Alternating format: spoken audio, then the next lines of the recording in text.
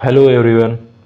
मैं यहाँ पे डे 7 में आपके सामने पूर्वावलोकन भूगोल घटना चक्र के लेकर हाजिर हूँ।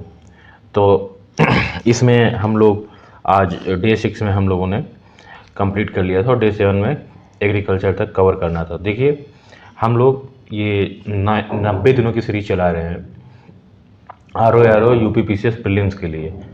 और क्योंकि आर ओ पहले है तो वहाँ तक हम लोग इस 90 दिनों की सीरीज कवर करेंगे। इसके बाद जो है जो जब यूपी पीसीएस होगा तो उसके लिए जो भी स्पेसिफिक करंट अफेयर साइंस के जो वीडियोस होंगे वो मैं आपको लाता रहूँगा। मैं आपके साथ हमेशा आपके प्रिपरेशन को बूस्ट करने में हमेशा सहायता करूँगा। यूपी पीसीएस के प्रीलिम्स हो, मेंस हो, इवन इंटरव्यू हो, तो मैं सब हर जगह पे, क्योंकि मैं प्रीलिम्स के लिए इसलिए आपको बता रहा हूँ। अब देखिए, अभी मैंने प्रीलिम्स के लिए मैं इसलिए आपको बता रहा हूँ अच्छे से, क्योंकि मैंने ऑलरेडी दो दो बार प्रीलिम्स निकाला हुआ है, ठीक है। और तो मुझे पता है कि किस अप्रोच से तैयारी करनी चाहिए। और ये भी नहीं कि 4 साल पहले 5 साल पहले निकाला, अभी हाल में पिछले साल पिछले पिछले साल तो मैं निकाल रहा हूँ लगातार। इस बार भी मैं जब भी एग्ज़ाम देता हूँ करीब 90 के आसपास सही ही हो जाते हैं। तो ये एक है कि कैसे आपको 90 प्लस सही करने हैं या 95 प्लस सही करने हैं जिससे आपको सिलेक्शन हो जाए यूपी पीसीएस प्रीलिम्स में। और आर ओ में 130 प्लस सही करके आप अपना प्रीलिम्स में सिलेक्शन ले लें। इसके बाद जो मेंस की तैयारी होगी वो भी मैं आपके साथ कंटिन्यू करूँगा। तो चलिए फिर जो है हम लोग आज ये 90 दिनों की सीरीज चला रहा हूँ, इसमें आप मेरे साथ जुड़िए जिससे आपकी यूपी पीसीएस और आर ओ की बेहतर तैयारी हो सके। अभी हम लोग भूगोल पर हैं, जो कि लगभग हम 20 दिनों के अंदर इसको ख़त्म करने का प्रयास करेंगे।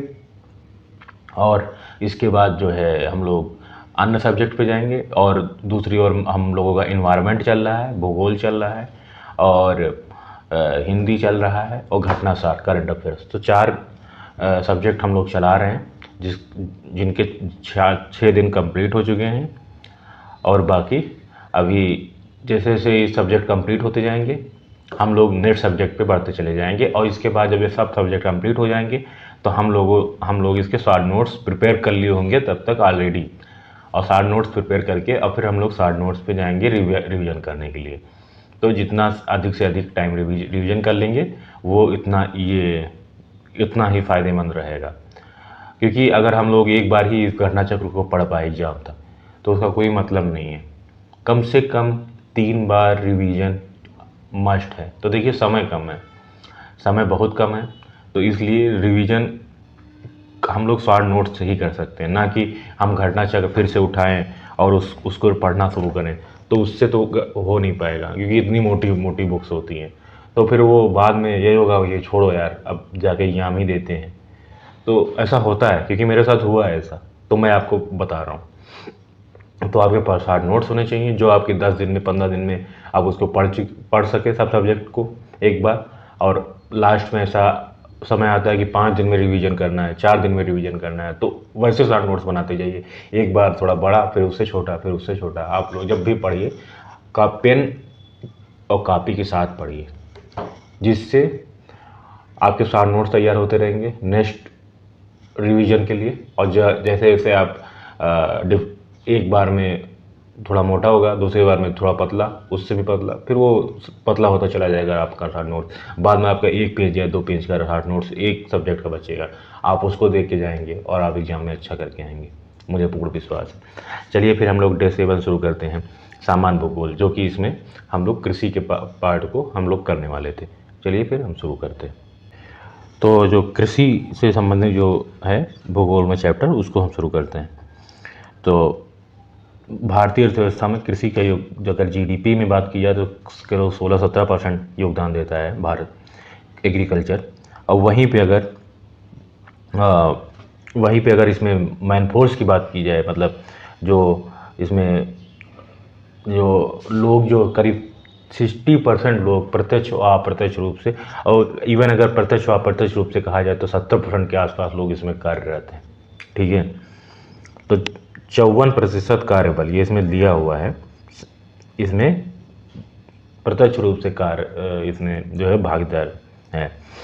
एग्रीकल्चर में, जो केवल 17% ही जीडीपी में योगदान कर रहा है, 54%।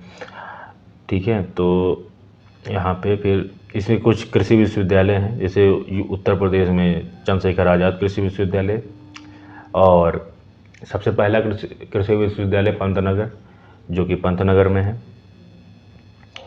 और इसकी कुछ शाखाएं हैं, एक मार्क है, और इसको आप पढ़िए, है ना। बहुत सी योजनाएं चलाई जा रही हैं, मृदा स्वास्थ्य कार्ड योजना, पर पीएम ग्राम सिंचाई योजना, किसान क्रेडिट कार्ड, नैम, ठीक है, नेशनल एग्रीकल्चर मार्केट, ये देखिए हरी ग्रीन मैन्योर के बारे में बताया गया। देखिए आप इसको कंप्लीट करिए, जो ये एक्सप्लेनेशन है इसको आप लोग कंप्लीट करके आइए, और मैं क्वेश्चन लगवा रहा हूँ, जिससे जो कि आप इसको पढ़ने से इतना ज़्यादा बेनिफिट नहीं होगा जितना कि क्वेश्चन लगाने से बेनिफिट होगा। अगर आपका कॉन्सेप्ट क्लियर है, आप इसको पढ़ के जाइएगा, बार बार टाइम ख़राब होगा, कोई मतलब नहीं।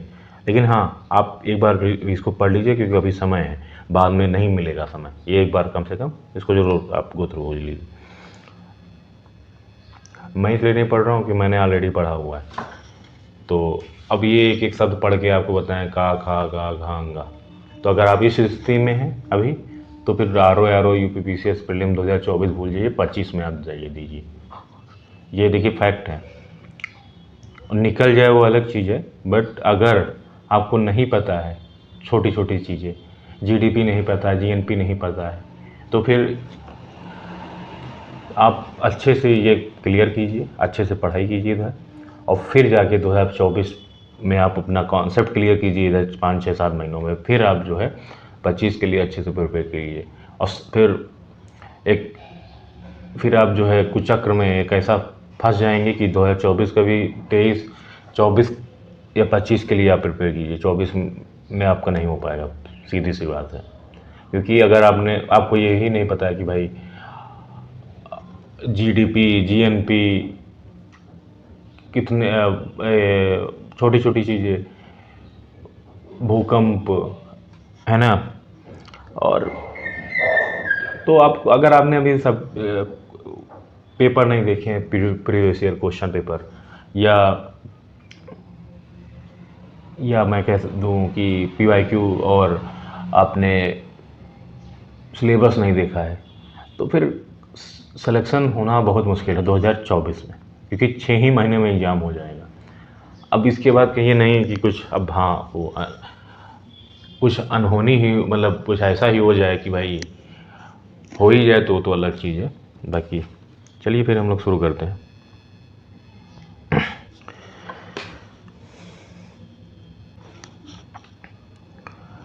स्थायी कृषि या पर्माकल्चर पारंपरिक रासायनिक कृषि से किस तरह भिन्न है? तो स्थायी कृषि एक धान्य कृषि पद्धति को हतोत्साहित करता है, किंतु पारंपरिक रासायनिक कृषि में एक धान पद्धति की प्रधानता है। पारंपरिक रासायनिक कृषि के कारण मृदा की लवणता में वृद्धि हो सकती है, किंतु इस तरह की परिघटना स्थायी कृषि में दृष्टिगोचर नहीं। पारंपरिक रासायनिक कृषि अर्धशुष्क क्षेत्रों में आसानी से संभव है, किंतु ऐसे क्षेत्रों में स्थायी कृषि इतनी आसानी से संभव नहीं। मल्च बनाने की प्रथा स्थायी कृषि से काफ़ी महत्वपूर्ण है, किंतु पारंपरिक रासायनिक कृषि में ऐसी प्रथा आवश्यक नहीं। तो इसका 1, 2, 4 हो जाएगा बी। दूसरा, कृषि में शून्य जुताई का क्या लग, तो इसमें जो है पिछली फसल के अवशेषों के क्या लाभ हैं? यार ये क्वेश्चन जो है, इसमें पिछली अवशेषों के बिना जो है बुआई संभव है, ठीक है। पिछली फसल के अवशेषों को जलाए बिना गेहूं की बुआई संभव है। चावल की नई पौध की नर्सरी बनाए बिना धान के बीजों का नर्म मृदा में सीधे रोपण संभव है। मृदा में कार्बन पृथक्करण संभव है। तो 1, 2, 3 हो जाएंगे इसमें। कृषि में फर्टिगेशन से क्या लाभ है? सिंचाई जल की क्षारीयता का नियंत्रण संभव है। रॉक फॉस्फेट और अन्य फॉस्फेटिक उर्वरकों का सफलता के साथ अनुप्रयोग संभव है। पौधों के लिए पोषक बढ़ी हुई मात्रा में सुलभ किए जा सकते हैं। रासायनिक पोषकों के निक्षालन में कमी संभव है। तो 1 3 4 हो जाएगा इसका। फर्टिगेशन विधि से जल में आवश्यकता के अनुसार रसायन मिलाकर उसकी क्षारीयता का नियंत्रण किया जा सकता है। घुले उर्वरकों से सिंचाई के द्वारा पौधों में पोषक लगभग दोगुनी मात्रा में अवशोषित होती हैं। इससे रासायनिक पोषणों के निचालन में भी कमी आती है। भारत के संदर्भ में निम्नलिखित में से किन पद्धतियों को पारितंत्र अनुकूल कृषि माना जाता है?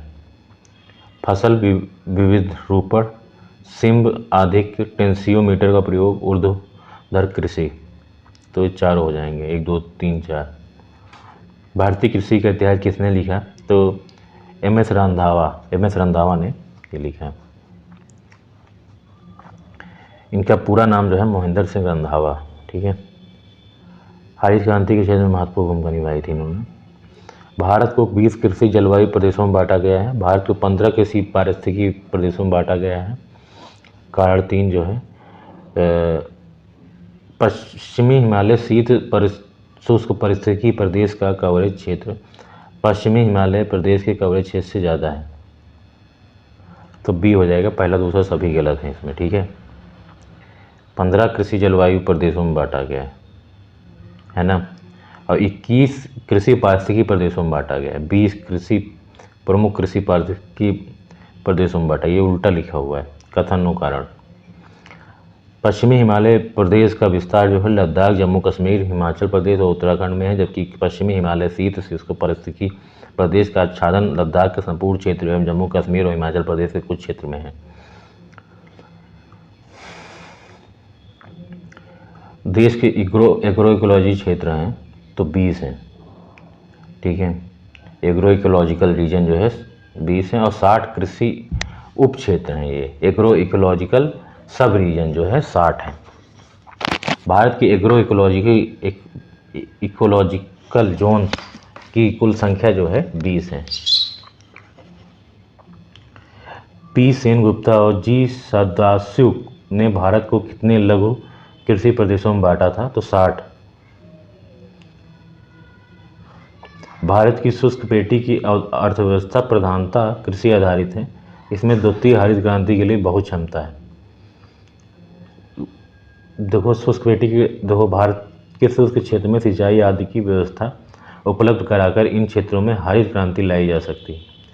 कृषि यहाँ की अर्थव्यवस्था का मूल है, परंतु यहाँ निर्वाह प्रकृति की है, परंतु व्याख्या जो है नहीं करता सही। भारत की खाद्य एवं पोषण सुरक्षा के संदर्भ में विभिन्न फसलों के बीज प्रतिस्थापन दरों को बढ़ाने से भविष्य के खाद्य उत्पादन लक्ष्यों को प्राप्त करने में मदद मिलती है, किंतु इसके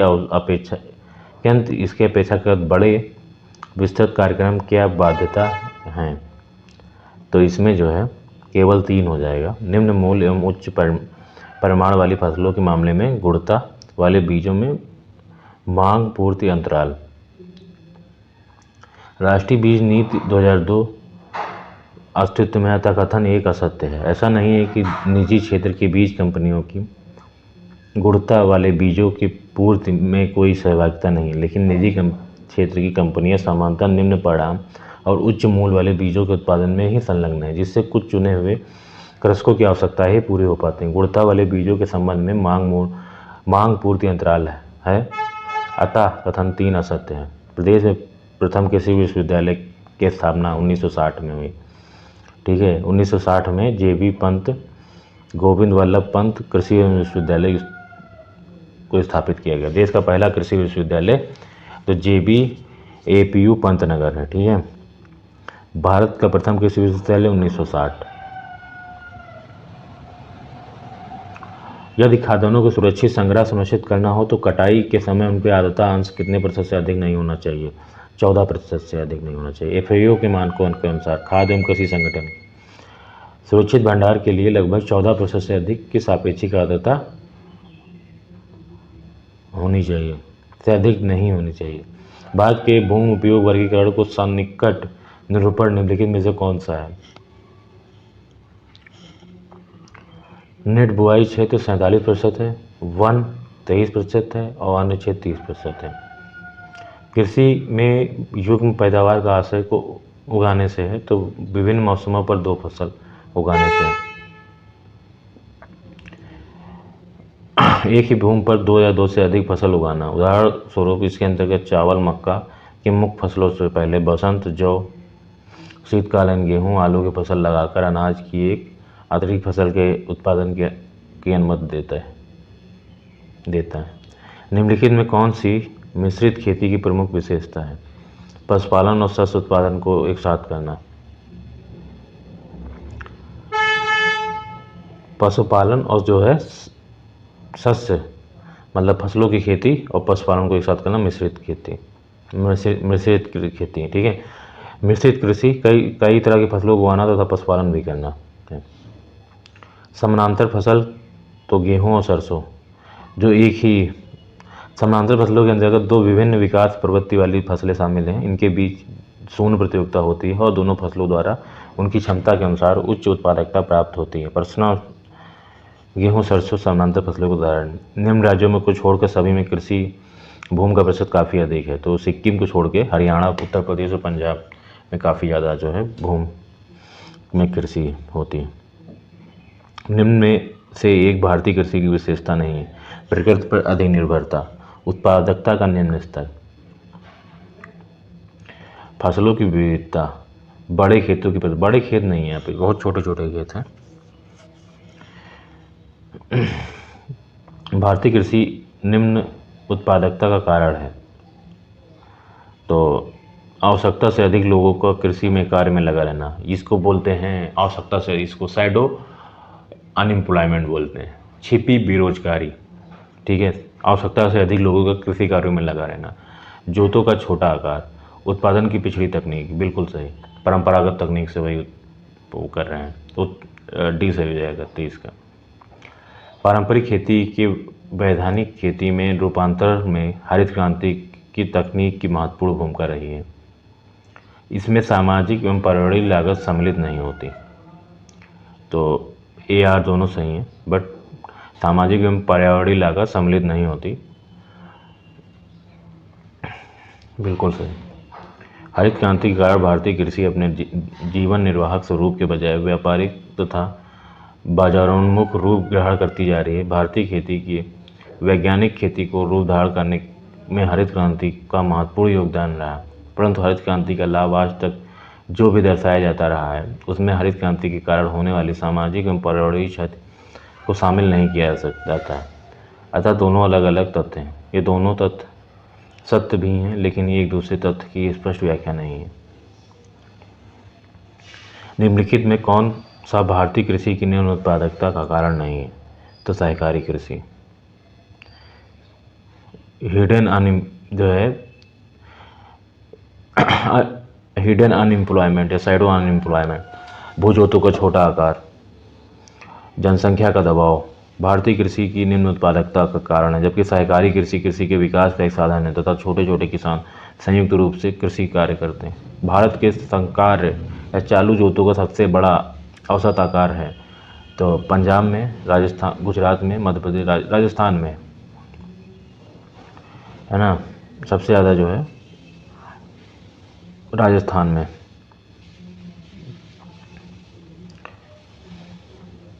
जबकि देश के क्रियाशील जोतों में सर्वाधिक जोतों की संख्या जो है उत्तर प्रदेश में, जो कि पूरे देश में 146 मिलियन हैं, जो कि उत्तर प्रदेश में करीब 23 मिलियन है। भारत की कृषि को समझा जाता है जीविकोपार्जन का साधन। भारतीय कृषि के संदर्भ में निम्नलिखित में से कौन सा कथन सही है? तो भारत में दालों की खेती के अंतर्गत आने वाला लगभग 90% क्षेत्र वर्षा द्वारा पोषित है। ए से हो जाएगा 28 का। भारत में रासायनिक उर्वरकों को दो बड़े उपभोक्ता हैं, तो उत्तर प्रदेश और आंध्र प्रदेश, बिल्कुल सही। निम्नलिखित हरी खाद वाली फसलों में किसमें नाइट्रोजन की मात्रा सर्वाधिक पाई जाती है? तो लोबिया या बोड़ा में पाई जाती है। ठीक है, लोबिया में 0.49% पाई जाती है और ढांचा में 0.42%, सनाई में 0.43%, ग्वार में 0.34%। तो लोबिया या में पाई जाती है सबसे ज़्यादा। नई सुधारी गई ऊसर में हरी खाद के लिए उपयुक्त फसल है तो लोबिया जो है। संतुलित उर्वरक प्रयोग किए जाते हैं उत्पादकता बढ़ाने के लिए। खाद की गुणवत्ता उन्नत करने हेतु, भूमि की उत्पादकता बनाए रखने हेतु ये सभी हो जाएगा। दक्षिण भारत में उच्च उत्पादकता का क्षेत्र पाया जाता है तमिलनाडु तट में। पुनर्भरण योग्य भौम जल संसाधन सबसे संपन्न राज्य है तो उत्तर प्रदेश है। निम्नलिखित राज्यों में कौन भारत के ठेकेदारी कृषि को लागू करने में अग्रणी है तो पंजाब। हरित खेती में सन्निहित है तो जैविक खेती में बागवानी पर जोर बिल्कुल नहीं है। बागवानी तथा पुष्पकृषि पर ध्यान केंद्रित करते समय कीटनाशकों रासायनिक उर्वरकों से बचाव बिल्कुल गलत है। समेकित कीट प्रबंधन, इंटीग्रेटेड कीट insect management, integrated nutrient management, supply nutrient management है ना, एवं समेकित प्राकृतिक संसाधन प्रबंधन, तो इसका सी हो जाएगा। भारतीय कृषि पर वैश्वीकरण के प्रभाव के संदर्भ में निम्नलिखित में से कौन सी व्याख्या सत्य है तो जलवायु परिवर्तन जो है। भारत में वैश्वीकरण की शुरुआत नरसिम्हा राव सरकार द्वारा 1991 में की गई। तब से लेकर आज तक भारतीय कृषि पर वैश्वीकरण का अत्यधिक प्रभाव पड़ा है, जिनमें अंतर्राष्ट्रीय बाजारों तक भारतीय किसानों की उत्पादों की पहुंच, नकदी फसलों पर अत्यधिक बल, आय समानता में वृद्धि, आर्थिक सहायता में कटौती आदि शामिल है। वैश्वीकरण के तहत बड़े किसानों को अधिक लाभ होता है जबकि छोटे किसानों को उतना लाभ नहीं मिल पाता। जलवायु परिवर्तन पर वैश्वीकरण का प्रभाव नहीं पड़ता। निम्नलिखित में से कौन सा बीज ग्राम संकल्पना सीड विलेज कॉन्सेप्ट के प्रमुख उद्देश्य का सर्वोत्तम वर्णन करता है तो किसानों की गुणवत्ता, बीज उत्पादन का प्रशिक्षण देने में लगाना और उनके द्वारा दूसरों को समुचित समय पर तथा वहन करने योग्य लागत में गुणवत्ता बीज उपलब्ध कराना। ठीक है, तो 38 का बी हो जाएगा। एगमार्क जो है क्या है तो गुणवत्ता गारंटी की मोहर है। ये एगमार्क जो है क्या इसकी जो कृषि उत्पाद ग्रेडिंग और मार्केटिंग अधिनियम 1937 के द्वारा इसकी स्थापित किया गया के अंतर्गत कृषि और संबंध की ग्रेडिंग के मानकीकरण को प्रोत्साहित करती है। भारत में सीमांत कृषि भूमि जोत का आकार जो है वह 1 हेक्टेयर से कम है। भारतीय कृषि में पारिस्थितिकी के संदर्भ में संरक्षण कृषि की संकल्पना का महत्व बढ़ जाता है। निम्नलिखित में से कौन से संरक्षण कृषि के अंतर्गत आते हैं तो एक धान कृषि पद्धति का परिहार, न्यूनतम जोतों का अपनाना, बागानी फसलों की खेती का परिहार, मृदा धरातल को ढकने के लिए फसल अवशिष्ट का उपयोग, स्थानिक एवं कालिक फसल अनुक्रमण या फसल आवर्तनों का अपनाना। तो इसमें जो हो जाएगा ये 2, 4 और 5 संरक्षण कृषि वह पद्धति है इसमें 2, 4, 5 मतलब न्यूनतम जोतों को अपनाना, ठीक है, मृदा धरातल को ढकने के लिए फसल अवशिष्ट का उपयोग, स्थानिक एवं कालिक फसल अनुक्रमण एवं फसल आवर्तनों को अपनाना। तो ये 2, 4, 5 हो जाएगा इसका। संरक्षण कृषि वह पद्धति है जिसमें कृषिगत लागत को कम रखते हुए अत्यधिक लाभ व टिकाऊ उत्पादकता लाई जा सकती है।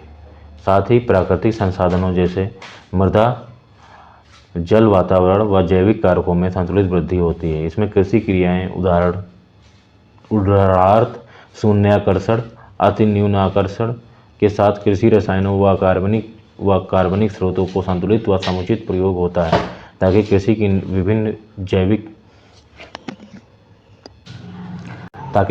विभिन्न जैविक क्रियाओं पर विपरीत प्रभाव न हो। संरक्षित खेती में न्यूनतम जुताई से फसल अवशेष मृदा की सतह पर बने रहते हैं। इससे मृदा क्षरण बहुत कम हो जाता है। सामान्यतः 30% तक फसल अवशेष द्वारा मृदा को ढका रहना अति आवश्यक है। संरक्षित खेती में फसल विविधीकरण एवं फसल चक्र अपनाना अति आवश्यक है। सामान्यतः किसान एक ही प्रकार की फसल चक्र कई वर्षों तक अपनाते हैं।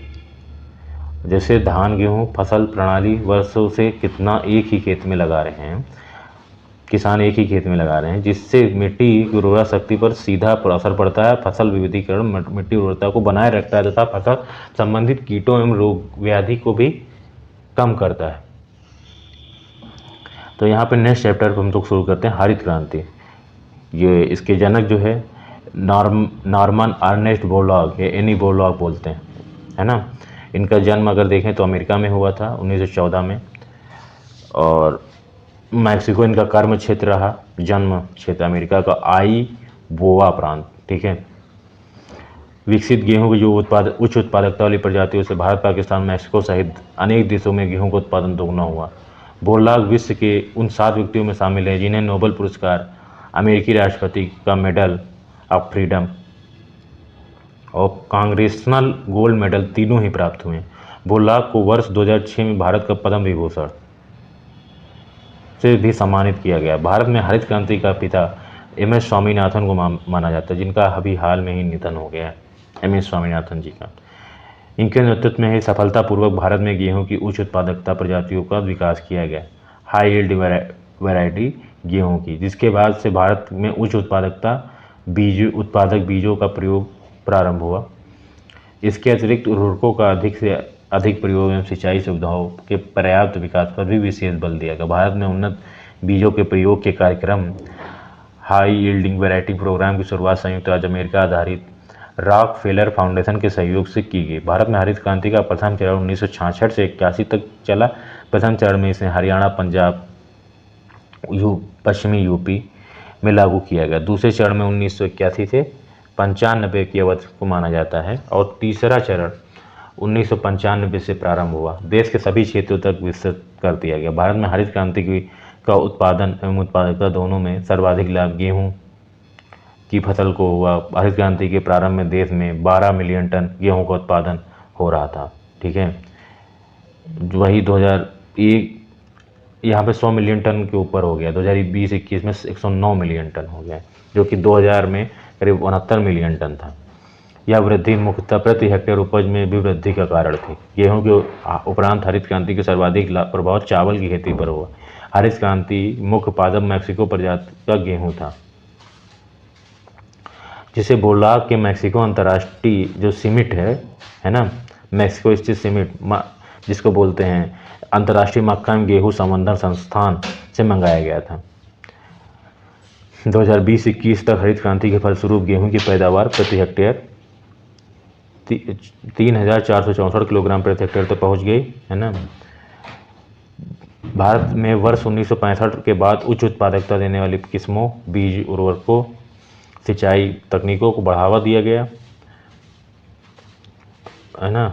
28 जुलाई 2000 की केंद्र सरकार ने नई राष्ट्रीय कृषि नीति की घोषणा की। इस नीति के तहत इंद्रधनुषी क्रांति की परिकल्पना प्रस्तुत की गई, है ना। इसके अंतर्गत प्रत्यक्ष व अप्रत्यक्ष रूप से कृषि क्षेत्रों से संबंधित सभी क्रांतियों को शामिल किया गया। हरित क्रांति क्या है? अब इसमें जो विभिन्न क्रांतियाँ हैं, ग्रीन रिवोल्यूशन जो खाद्य उत्पादन को बढ़ावा देती हैं, गोल्डन रिवोल्यूशन जो फल और सब्जी उत्पादन, गोल्डन को हिंदी में सुनहरी बोलते हैं, सब्जी उद्यान कृषि को बढ़ावा दे। वाइट रिवोल्यूशन दुग्ध उत्पादन को बढ़ावा दें। ब्लू रिवोल्यूशन मत्स्य पालन। रेड रिवोल्यूशन टमाटर के उत्पादन को बढ़ावा दें या मांस के उत्पादन, दोनों को बढ़ावा दें, रेड रिवोल्यूशन। ब्लैक पेट्रोलियम उत्पादन। राउंड आलू उत्पादन। येलो तिलहन उत्पादन। पिंक रिवोल्यूशन रेड था, मांस था, पिंक भी जो है मांस का निर्यात है, ना कि मांस का उत्पादन है। झींगा मछली का उत्पादन है पिंक में, और प्याज का उत्पादन है। झींगा मछली प्याज का उत्पादन और मांस का निर्यात जो है पिंक में है, रेड में मांस का उत्पादन है। तो भारत में जो है उसी के तहत जो है जीबी पंत विश्वविद्यालय खोला गया। उत्तर प्रदेश में ही तब वो स्थित था, जो कि पहला कृषि विश्वविद्यालय था देश में। फिर दूसरे नंबर पे फिर इसके बाद चंद्रशेखर आज़ाद CSA कानपुर खोला गया, और फिर ND यूनिवर्सिटी, नरेंद्र देव यूनिवर्सिटी अयोध्या को इसी ग्रीन रेवोल्यूशन को सक्सेसफुल बनाने के लिए ये 3 विश्वविद्यालय स्थापित किए गए उत्तर प्रदेश के अंदर। और फिर हम इसके क्वेश्चन को देखते हैं। हरित क्रांति नई कृषि व्यूह रचना का परिणाम था जो 20वीं सदी में प्रारंभ की गई थी। ये 7वें दशक के दौरान ये जो है प्रारंभ की गई थी। सदाबहार क्रांति भारत में कृषि उत्पादन बढ़ाने के प्रयोग में लाई गई। तो एम एस स्वामीनाथन द्वारा सदाबहार क्रांति के अंतर्गत निम्नलिखित कदम उठाए गए। मृदा स्वास्थ्य उन्नयन के लिए रासायनिक खाद के साथ साथ जैविक और कंपोस्ट खाद का उपयोग किया जाना। रेन वाटर हार्वेस्टिंग तथा भूमि सुधार कृषि को भी उद्योग की भांति सुविधाएं प्रदान की जानी चाहिए। इसके लिए कृषि आर्थिक क्षेत्र तथा संविदा कृषि पर बल देना आवश्यक है। नॉर्मन एनीबोला जो हरित क्रांति के जनक माने जाते किस देश से हैं? तो संयुक्त राज्य अमेरिका से हैं। इनके बारे में हम लोगों ने एक्सप्लेनेशन पढ़ा है, आप इसको फिर से पढ़ लीजिए अगर आपको सही लगे। विश्व में हरित क्रांति के जनक हैं एनीबोला। हरित क्रांति से गहरा संबंध रहा है तो डॉक्टर स्वामीनाथन का, फादर ऑफ ग्रीन रेवोल्यूशन को कहा जाता है। हरित क्रांति से अभिप्राय है उच्च उत्पादकता वैरायटी प्रोग्राम, सी हाई यील्डिंग वैरायटी प्रोग्राम। हरित क्रांति संबंधित है तो गेहूं उत्पादन से गेहूं पर सर्वाधिक प्रभाव पड़ा, फिर चावल पर प्रभाव पड़ा। निम्नलिखित में से किससे हरित क्रांति का सर्वाधिक लाभ उत्पादन उत्पादकता दोनों पर हुआ? तो गेहूं पर हुआ, जो कि 12 मिलियन टन हो रहा था, जो कि वर्तमान समय में 100 मिलियन टन को पार कर गया है। 109 मिलियन टन 2020-21 की जो आंकड़े प्राप्त हुए हैं उसके तहत, जो कि कृषि के आंकड़े हैं या वन के आंकड़े हैं। ये मैं आपको आर्थिकी जब कंप्लीट करूँगा, क्योंकि आर्थिकी करंट अफेयर्स जो है उसको जब कंप्लीट करवाऊंगा उसके साथ आपको ये करंट अफेयर्स में मैं इसको इंक्लूड कर दूंगा, इसके अलग अलग वीडियोज में डाल दूंगा बना के। स्वतंत्रता प्राप्ति के बाद से भारत में सर्वाधिक प्रगति की है तो जो है गेहूं के उत्पादन में सर्वाधिक प्रगति की है, क्योंकि हरित क्रांति का प्रभाव सबसे अधिक गेहूं पे पड़ा। और अगर क्षेत्र की बात की जाए तो पश्चिमी उत्तर प्रदेश, पंजाब और हरियाणा में हरित क्रांति का सर्वाधिक प्रभाव पड़ा है, जिससे यहाँ पे भौम जल की कमी भी हो गई है।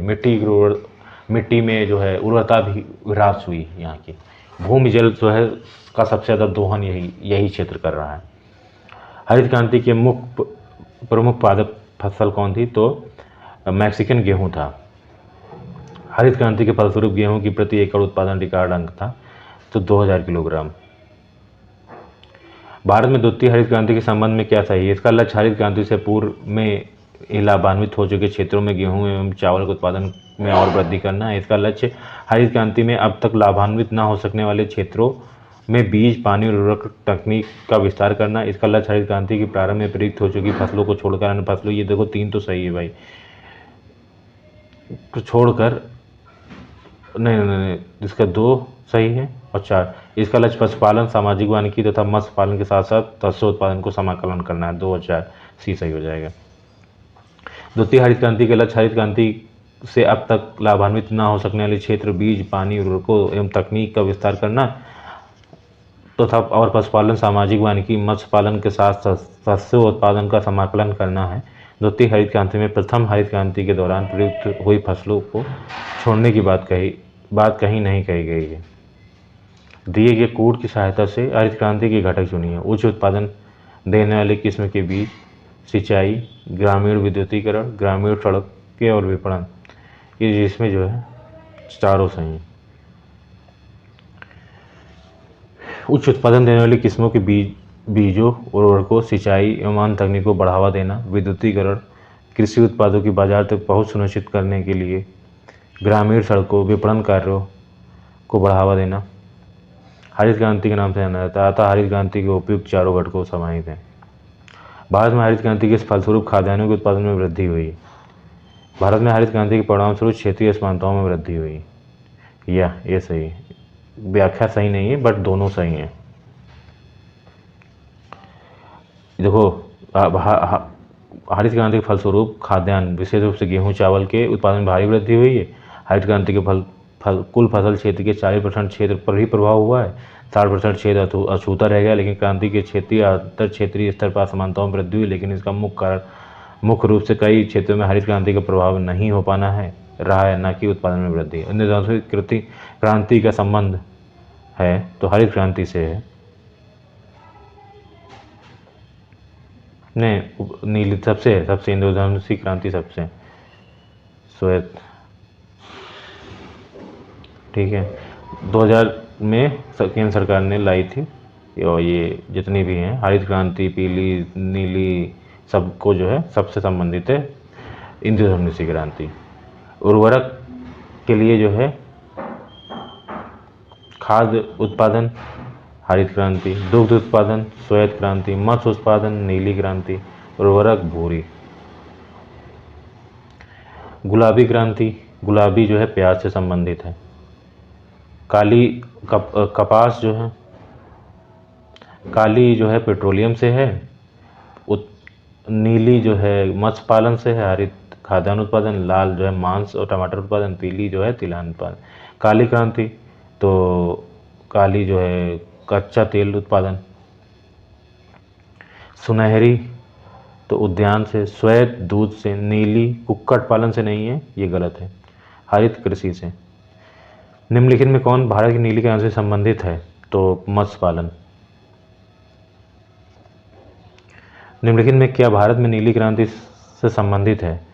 तो इसमें मत्स्य पालन।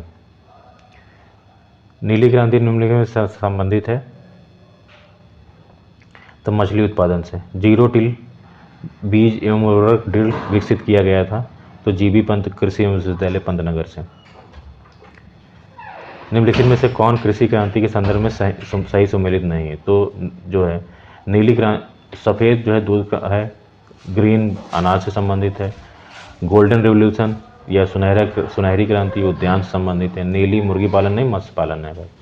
निम्न में कौन सी व्यापारिक नहीं है? तो गन्ना, कपास, केला, ये तीनों जो है व्यापारिक हैं फसल, और बाजरा जो है ये पारंपरिक फसल है। तो खाद्यान्न फसल जो है रबी की फसलों पे आते हैं। तो आप इसको पढ़िए एक्सप्लेनेशन को, हम इसके क्वेश्चन को आपको सॉल्व करवाते हैं। एक्सप्लेनेशन को पढ़िए आप इसको। कितने महीनों में रबी की फसल बोई जाती है? तो बोई जाती है तो अक्टूबर से नवंबर में बोई जाती है। निम्नलिखित में कौन सी रबी की फसल, अब कौन सी रबी की फसल है? देखो अक्टूबर नवंबर में बुआई। प्रमुख रबी फसलें गेहूँ, चना, मटर, सरसों, मसूर और आलू है। खरीफ फसल जो है जून जुलाई में, अक्टूबर नवंबर में कटाई, मार्च अप्रैल में इधर कटाई होती है। इसकी चावल हो गई, ज्वार, बाजरा, मक्का, तिल, मूंगफली हो गई, जायद मार्च जून में, ठीक है। तरबूज से जून है ना, तरबूज, खरबूजा, ककड़ी, खीरा, भिंडी, इधर देखो जितनी भी फसलें हैं ये जायद की, ये सब रसदार फसलें हैं, रसीली। फिर रबी फसल है तो सरसों जो है रबी की फसल है। कौन सी खरीफ की फसल नहीं है? तो मसूर जो है खरीफ की फसल नहीं है, ये रबी की। निम्न में कौन सी रबी की फसल नहीं है? तो भिंडी जो है रबी की नहीं है बल्कि ये खरीफ की है। इनमें से कौन भिंडी जायद की, सॉरी।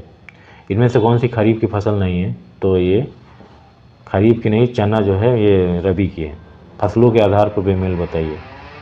तो धान, मक्का, ज्वार ये सब खरीफ की हैं और गेहूँ इसमें रबी की फसल है। गेहूं की अच्छी खेती के लिए निम्नलिखित में से कौन सी परिस्थिति समुच्चय आवश्यक है?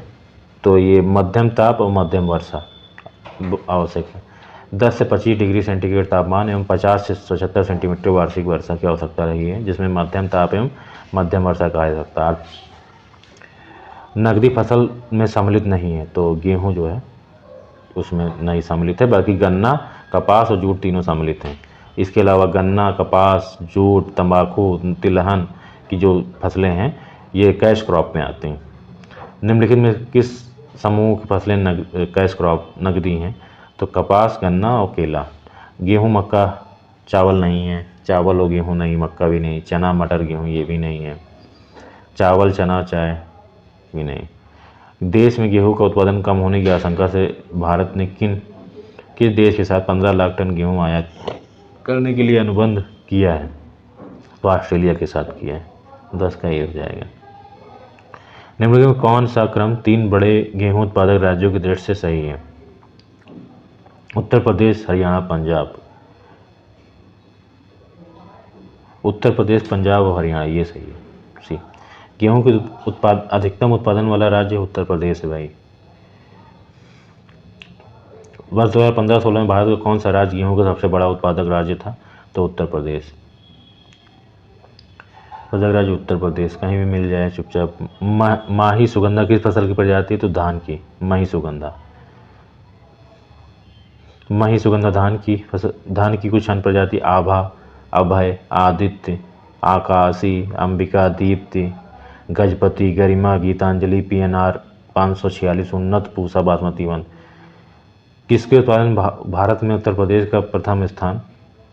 तो गेहूं और गन्ना के उत्पादन में। गेहूं और गन्ना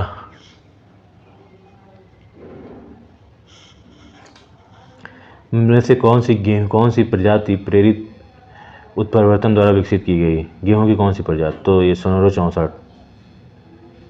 गेहूं के बौनेपन का जीन है? तो नोरिन 10।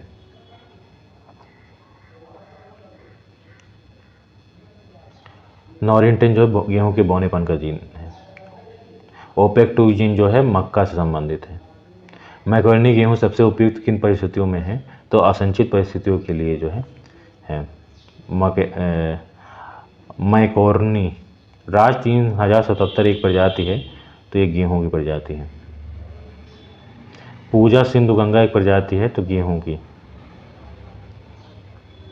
पूसा बसंत, पूसा बहार, पूसा गौतमी, पूसा मूल, पूसा वत्सला, पूसा अनमोल, पूसा किरण, ये भी गेहूं की प्रजाति है। यूपी 308 एक प्रजाति है, तो गेहूं की है। वर्ष 2006-07 और तथा 9-10 में के दौरान भारत में गेहूं का उत्पादन बढ़ा है। निम्नलिखित में से कौन सी एक फसल का रोग है? तो रस्ट जो है ये गेहूं की फसल का रोग है। येलो रस्ट, ब्राउन रस्ट और ब्लैक रस्ट, ये कल्याण सोना जो है गेहूं की प्रजाति है। फसलों के अधिक पैदावार वाली किस्में पर विचार कीजिए। तो अर्जुन, जया, पद्मा, सोनालिका। तो 1-4 मतलब अर्जुन और सोनालिका गेहूं की किस्में, जबकि जया और पद्मा चावल की। गेहूं के साथ 2 फसली के लिए अरहर की उपयुक्त किस्में हैं। तो UPAS उपास 120। भारत में गेहूं का सर्वाधिक उत्पादन उत्तर प्रदेश राज्य से प्राप्त होता है। उत्तर प्रदेश में अधिकतम क्षेत्रफल वाली फसल पद्धति ये धान गेहूं है। एक प्रसार कर्मी के लिए राजनीतिक योग्यता आवश्यक नहीं है। गेहूं की सिंचाई के लिए पुष्प लगने की अवस्था सर्वाधिक क्रांतिक अवस्था है। तो 1, 2, 3 हो जाएगा इसका। गेहूं क्रांतिक अवस्था जो है क्राउन रूट इनिशिएटिव है, ना कि पुष्प फ्लावरिंग है। ठीक है, ये देखिए ताज निकलने है, क्राउन रूट इनिशिएशन। ठीक है, गेहूं की सिंचाई के लिए यह मुख्य अवस्था 20 से 25 दिन बाद आती है। टिटकेल निम्न में से किन 2 के बीच का संकर है? तो गेहूं और राई के बीच का। निम्नलिखित 2 कथनों दिए गए हैं। दूसरे तो इसमें जो है पंजाब, हरियाणा, उत्तर प्रदेश भारत के प्रमुख गेहूं उत्पादक राज्य हैं। अपवाहित उर्वर भूमि शीतकाल में 10 से 15 डिग्री सेंटीग्रेड तापमान लगभग गेहूं उत्पादन के लिए आवश्यक है। ये सही हो जाएगा। करनाल बंट एक बीमारी है गेहूं की, जो है करनाल बंट बीमारी। ठीक है, ये फंगस से होती है। टेलिसिया इंडिका नामक फंगस से होती है। इस रोग की पहचान 1931 में होती है। मैक्रोनी गेहूं का वानस्पतिक नाम जो है टिटकेल ड्यूरम है।